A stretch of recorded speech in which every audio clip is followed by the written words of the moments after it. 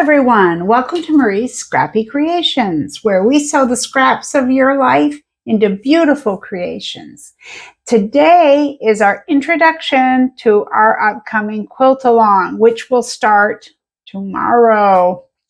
So I tried to get some notes together and just my ideas and plans and kind of write them down here so I can explain it. And I also drew something, which I'll show you in a moment. Whenever I make a quilt, I always do what I call graph it out, where I kind of do a little bit of a drawing and what I want my sashing to be if I'm using it, my borders and my bindings, and I write all that stuff down and kind of draw it out. I am no artist, okay? First off, you're not going to see anything spectacular. And I'm sure there are apps and things where I can just key that all in and it would print it out for me. But nah, that's not my style. I'll stick to the old school stuff. So first off, our quilt that I have ready, or the plan that I have ready for a quilt, the quilt will measure 54 inches by 68 inches if you do it exactly how I'm going to do it. Now, that's the first thing I want to talk about. Not everyone is going to want to do it exactly like I do, and I really want you guys to express yourselves, your creativity. Just because I choose these 12 blocks does not mean that you have to. You don't even have to make 12 blocks. Maybe you only want to make, 9. Maybe you want to make 2 of each. So you've got 6 different blocks, but you're still making 12. Whatever you want to do is totally up to you. And I would say just have fun with it. However you want to make this, just make it your own and do what you want to do. Okay, so before we go any further, I'm going to cut to showing you guys what's on this paper and explaining what our measurements and such will be. And this won't be the first time I'll say it because it bears repeating, but in the description box, everything that you need to know as far as supplies and measurements will be listed below. Everything will be in the description box below. So don't worry about trying to frantically write to keep up with as fast as I'm talking. You don't need to do that. It will all be listed below. Okay, so let's go take a look at my terrible drawing and I'll try to explain to you what everything means. Let's go take a look. Okay, let's take a look at this. Now, as I said, this is just a representation. I am not an artist, and this is pretty basic. These strips of color represent scrap, okay? This is going to be my scrappy border, and I have figured out that I'm going to have it end up at 5 1/4 for a finished dimension of 5 inches, okay? So I'm not saying specifically that I'm going to do little strips. I mean, I might, but maybe I want to do something different. But this is just a representation of a scrappy border. So what we're working with is this. We're going to have 12.5-inch blocks, and we have 12 of them. We're going 3 across by 4 down. The finished size will measure 12.5, which once the seam allowances with the sashing are in there, that means they finish at 12 inches. The sashing will be cut at 2.5 inches wide, finishing at 2 inches. Now, personally, I'm going to use, or I'm leaning towards using, a fairly light colored sashing. And the reason that I say that is because these are all going to be scrappy blocks with a lot of color. So I'm going to try to tone it down. I don't need something bright or anything here. I'm going to have that all through my block. So I'm going to need something that kind of calms everything down, for lack of a better word. So that's what I'm going to do personally. Now, you don't need to use a solid. You could also use a print that's just, how do I want to say this? A print that reads as a solid, meaning like white on white or beige on beige, you know, something like that. But the choice is ultimately up to you, whatever you feel would look nice. Black would look nice, burgundy, navy, there's so many choices. Okay, the other choice you will have, I'm not going to be doing it, but some of you are experienced quilters. So you feel free to go, you know, you do whatever you want. I'm gearing this towards a beginner quilter, okay? So if you wanted to put cornerstone blocks here, you could certainly do that. For any of you beginners, a cornerstone block goes in here, and it just kind of sets apart the sashing, and it can look kind of fancy. You know, it doesn't have to be, but some people have put like a 9 patch, or there's a few different ways you could go, but I'm just going to go with a straight sashing. Okay, so I'm going to sit back down and explain the rest, but I just wanted you guys to be able to see the representation of what the quilt is, kind of what it's going to look like. Although, of course, you don't see what the blocks are, and we don't know what the border is, but this is our basic quilt design. Okay, so we're back, and you've seen that I am indeed not an artist. Okay, so the fabric requirements, everything that we're going to do will be listed below, but I do want to go through some of the measurements with you while we're on video. As I said, the quilted or the quilt blocks are going to finish at 12.5 inches when we finish sewing them, and when we get them pieced in there, 12 inches. Sashing, cut 2.5, ends up at 2 inches. The scrappy border is 5.25, ending up at 5 inches. So our measurements are going to be 54 inches wide by 68 inches long. Now, that's just what I'm doing. You can change that up. Maybe you want to go 4x4 and put some different blocks in. And you can do that quite easily. Like, let's say that you liked one block in particular. You might want to put it in all 4 corners. You could change this up in so many ways. You could put a wider scrappy border. You could put a scrappy border, a piece of sashing, and another scrappy border. You see what I'm saying? There's so many different ways you can go with this to make it your own. One thing that I'm going to do, and it's not necessary, but I wanted to kind of throw this out there because some of you are beginners. So I'm going to try to give you as many ideas as I go along that I can. One of them is this. Because we're using scraps and it's going to be a sampler quilt, meaning every block is different, I feel like I need to tie the blocks together in some way. And how I'm going to achieve that is I'm going to go into my fabric pile and I'm going to find a fabric that I can put at least one piece of it in each block. Like, let's say I had a red fabric with white stars on it.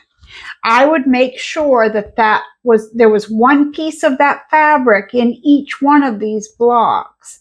And that just kind of pulls everything together, because you know I love scraps. But we're going to have a lot of scrappy chaos. Here's what we're going to have. So between the sashing and things, I feel like I need to pull that together a little bit. So you don't have to do that, but it might be something you want to think about. Okay, so I looked at some binding, sashing, and backing calculators today because I had done my math on what I felt I needed for yardage for this. but I wanted to double check it against, the calculators that are out there. So what I got was the sashing, they told me 1 yard, which was about what I came up with. But I would say 1.5, just to be sure, because what if something happens? What if we cut it wrong? What if the cat comes in and spills something on it? We don't know. So it's always best to have a little bit more. So I'm going to say 1.5 yards for the sashing. Now the binding, again, the binding measured out 1 yard. There's a couple of things here. You could buy the yard and a half is what I would say. Or maybe when you buy the backing fabric, you want to tack that measurement onto that, your binding and your backing being one and the same. So you would add that on there. And with your backing, you have a few choices. What if you use 42 or 44 inch wide fabric? Or maybe you're using the wider, what is it, 108, 112? I'm terrible. I can't think of how wide the stuff is. Anyway, your measurements are going to vary. Let's see. Yeah, 118 inches wide. It said that we would use 2.5 yards. But personally, I would buy 3 because then I would probably have enough to do my binding. But using the measurement of 43-inch wide fabric, it says I would use 5.5 yards for a backing. I would buy 6. Your batting, you're going to need a similar amount to whatever you're using for a backing because you're basically doing the same measurement there. But as I said, all this that I just explained will be in the description box below. So if you have any questions whatsoever, because I'm sure I haven't covered everything that you guys might think of, I will do my best to answer it. Just go down into the comments below and ask away. I don't mind a bit. Sometimes I'm a little bit slow getting back to you, but I promise I'll do my best to keep up on all the questions and comments below. So to just go over really quickly what we've spoken about, there will be 12 blocks. We're going to use a variety of techniques on this. That's what makes it a sampler block, a sampler quilt. I'm obsessed with saying sampler block. We'll use different techniques. I would like to do at least one applique block. I'd like to get a little bit of learning in here and maybe you've made a baby quilt before, or maybe you've made only one type and you just want to expand your horizons a little bit. And as I said, this is going to be a beginner quilt. There won't be anything difficult about it, but we may as well learn something while we're having fun, right? So, okay. The only other thing I want to say is I will be taking you through everything you see here, making the block, cutting and piecing the sashing and attaching it to the blocks, the scrappy borders, cutting your binding, cutting your backing, layering your backing, batting, and top together. But the one thing that I really don't feel I can advise you on is the actual quilting of it. There's just different ways you could do it. Some of you might want to take it to your local long arm person. Maybe you have one in your home, I don't know. Or maybe you have a person who does that and you'll get it quilted there.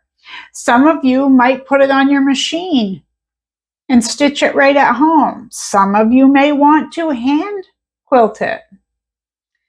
I'm kind of leaning that way because while I used to be able to put the quilts on the machine and quilt them, I physically can't do that any longer. So I don't think that's an option for me at this time. So I'm thinking that if I can do it on the machine at all, it would just be on the sashing and I would have to hand quilt the rest, but we'll see. And then there's also tying the quilt, which people do. And there are no quilt police here. Nobody's going to tell you that you shouldn't do it this way or shouldn't do it that way. I would just say that for any of us who, if you're also on the Facebook group and someone comes and posts a picture of their quilt and they need help, I know you guys are going to be helpful. And we just need to remember that not everyone is at the same level. There's people who have never made a quilt before. There's people who've only made one, and there's people who've made hundreds. Okay, so we're at all skill levels here. And that's why I decided to start with a beginner quilt and just see what we get. And speaking of seeing what we get, I can't wait to see all the different quilts because yes, we'll be, for the most part, we'll be making the same 12 blocks, but just think of it. We all have different colored scraps, different prints. We're all using different sashing and different borders and binding. And there's going to be so many different quilts, all made from the same quilt along. That's exciting to me. I'm very excited. We haven't even started and I can't wait to see what everyone comes up with. But for now, that's all I can think of to tell you about. So I'll probably leave you with that. We're going to start our first block tomorrow. I'm going to be doing a live stream for this quilt block. So all you're going to need is your sewing machine, your scrap pile and iron, your thread and scissors, you know, the basic stuff. But you don't need anything special. Nobody should have to feel like they need to run right out and buy the sashing, the backing, the batting, or the binding. We have 12 quilt blocks to make before we get to that point. So don't worry about running right out to the store to buy these things. Okay, so I will see you tomorrow for block 1 of our, what are we going to call this? Our creative Scrappy Sampler. No, that's too much. Scrappy Sampler. We'll call it a Scrappy Sampler. Block 1 is tomorrow, and I can't wait to see you there. And please, if you're going to take part, please comment below. I would love to know how many of you are planning on taking part. So maybe you don't always comment. Just go down and say, I'm in, or me, something like that, just to let me and everyone else know that you're going to be with us on this. Okay? And remember, questions go down below and I'll do my best to answer them. So until tomorrow, you take care. Now, you really need to dig into that scrap pile tonight. Get some of those favorite scraps that you've got because we're going to make a beautiful quilt. And we're going to do it in time for Christmas. Okay. I'll see you tomorrow. You take care. Get a good night's sleep. You're going to need it.